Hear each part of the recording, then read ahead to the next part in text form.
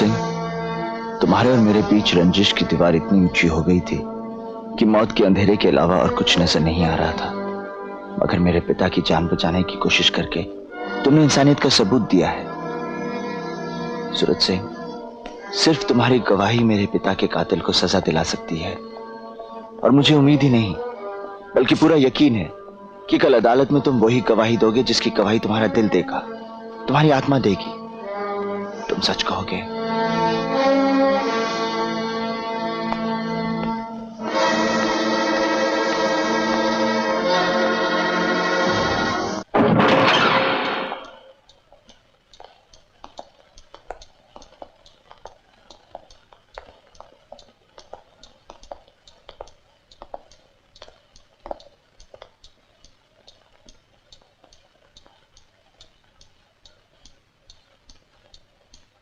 सूरज सिंह, जिस वक्त श्री चंद्रकांत श्रीवास्तव के साथ वो दुर्घटना हुई, तुम वहां मौजूद थे?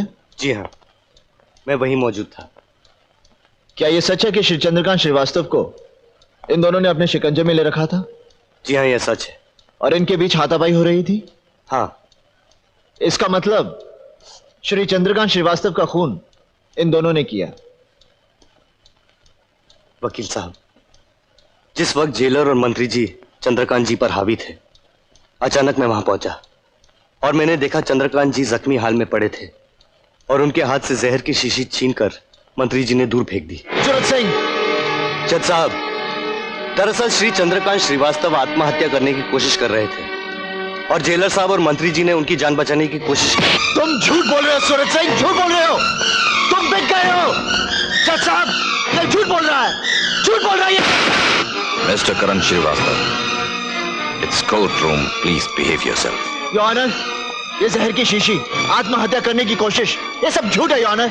जबकि उस वक्त आप भी वहां मौजूद थे जब दम तोड़ने से पहले मेरे पिता ने उन हत्यारों का नाम बताया था। वो डाइंग स्टेटमेंट से बड़ा दूसरा कोई और सबूत नहीं है योर ऑनर, जिसके गवाह आप खुद हैं। मेरे वहां होने या ना होने से कोई फर्क नहीं पड़ता मिस्टर करण श्रीवास्तव, क्योंकि अदालत सिर्फ सुनी हुई स्टेटमेंट को सबूत नहीं मानती। कानून सिर्फ उन सबूतों को मानता है जिनके पीछे ठोस गवाही हो। डाइंग स्टेटमेंट गलत भी हो सकता है और झूठा भी।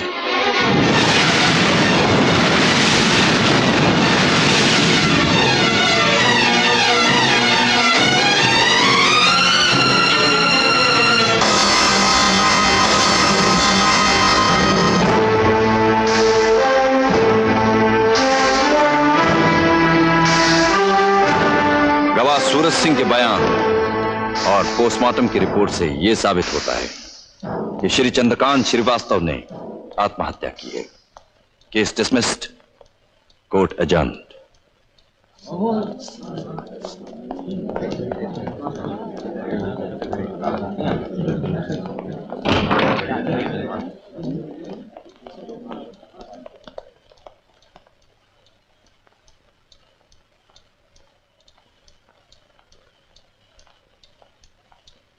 साहब, अदालत को ताला लगाने का वक्त हो गया है। हाँ, जहां अन्याय का जन्म होता हो ऐसी अदालतों को तो ताले लगा देने चाहिए। लगा दो ताला। डागा ने मेरी बहन की गर्दन पर छुरी रखकर मुझसे अदालत में झूठ बुलवाया। अब डागा ने अपनी बर्बादी की तारीख मुकर्रर कर ली। जिस दिन मैं जेल से बाहर निकलूंगा उस दिन होगा डागा का सर्वनाश। लेकिन दोस्त, कुछ भी कहो, करण के साथ बड़ा अन्याय हुआ है। नहीं बोलू, मुझे अपने किए पे कोई गिला नहीं। करण के पिता की मौत गुजरा हुआ कल था और मेरी भारती की जिंदगी आने वाला कल है। और फिर उस दिन अगर एयरपोर्ट पर करण ने मुझे एक मौका दिया होता तो आज मेरी जगह पर धर्मेश अग्निहोत्री इन सलाखों के पीछे खड़ा हुआ होता। जो कुछ भी हुआ उसका जिम्मेदार सिर्फ करण है। तुम ठीक कहते हो सूरज सिंह, मेरी बर्बादी का जिम्मेदार मैं खुद हूं, क्योंकि जिस कानून को मैं मानता रहा वो सिर्फ किताबों में लिखा हुआ है, उसका कोई अर्थ नहीं। लेकिन अब मैं उस कानून को नहीं मानूंगा। आज अदालत में तुमने और धर्मेश अग्निहोत्री ने मुझे यकीन दिला दिया कि गुनहगारों की दुनिया में अदालत का कानून नहीं चलता। इसीलिए मैं ये काला कोट उतारकर फेंक रहा हूं सूरज सिंह, ताकि उस कानून की जुबान से तुम्हें सबक सिखा सकूं जिस कानून की जुबान तुम जानते हो।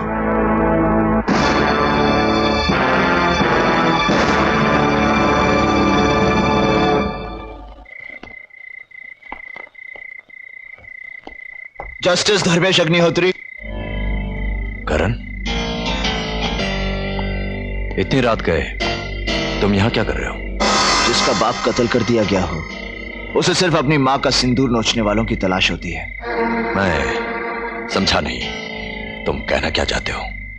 आपने खुद मेरे पिता की गवाही सुनी थी और अदालत में मुकर गए।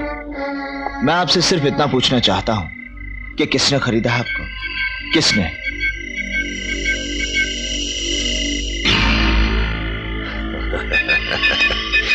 गवाहों के बिना पर अदालत में मैंने फैसला तुम्हारे खिलाफ दे दिया तो तुम समझ बैठे कि मैं भी मंत्री के साथ मिला हूं। एक बात तुम भूल रहे हो करण, कानून कभी खरीदा नहीं जा सकता। किस कानून की बात कर रहे हैं आप? उस कानून की जिसे चौराहे पर लाकर रंडी बना दिया आप जैसे पेशावर भड़वों ने। बदतमीज! शराब!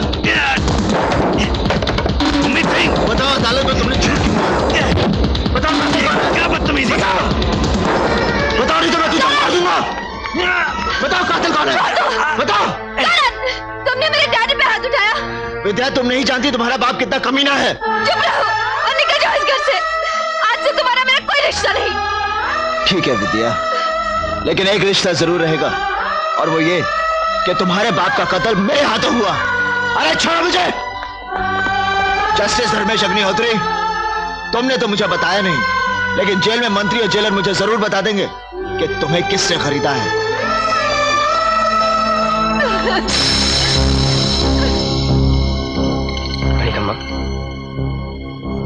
उम्मीद सिंह,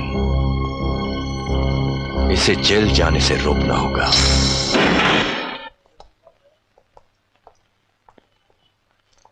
चल बेटा, तू रिहा हो गया। जस्टिस धर्मेश अग्निहोत्री खुद घर आके तेरी जमानत के कागजात दे गए। जज साहब सचमुच एक देवता है। तुम मां हो ना, ममता देवता और राक्षस का फर्क नहीं समझती। पिताजी की खूनी जेल में है और जब तक मैं जेल नहीं जाऊंगा पिताजी की मौत का बदला नहीं ले सकता। मां, आशीर्वाद दे कि कल अदालत में तेरे बेटे को सजा हो जाए। मेरा तो भरोसा ही टूट गया। जिस शख्स से मैंने प्यार किया उसने मेरे डैडी पर हाथ उठाया। मिस्टर करण श्रीवास्तव, क्योंकि आप अपने केस की खुद पैरवी कर रहे हैं, क्या आप गवाह से कुछ सवाल पूछना चाहेंगे? No question your honour. आप जा सकती हैं। यह केस निहायत ही साफ और सुथरा है योर ऑनर, और इसमें किसी सवाल और जवाब की गुंजाइश भी नहीं है। मैं जस्टिस धर्मेश अग्निहोत्री को, जो कि इस हादसे के आखिरी गवाह और शिकार भी हैं, विटनेस बॉक्स में बुलाने की इजाजत चाहता हूं। इजाजत है। Thank you your honour.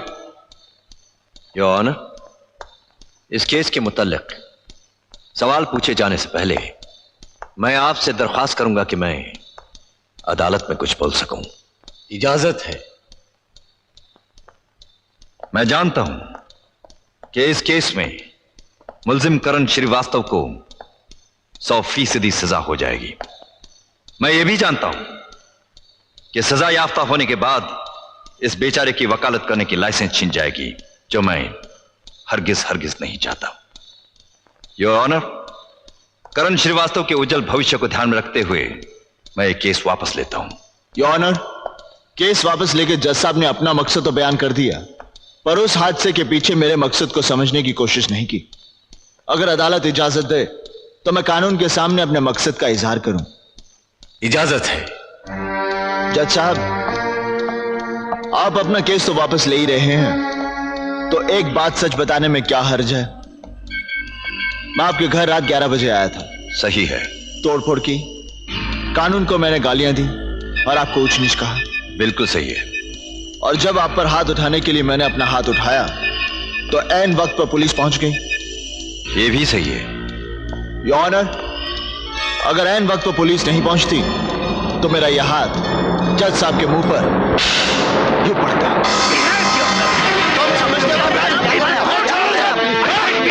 Order order.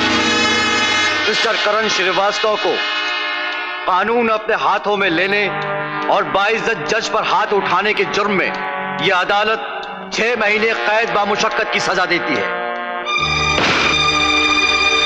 Justice Dharmesh Agnihotri, thank you.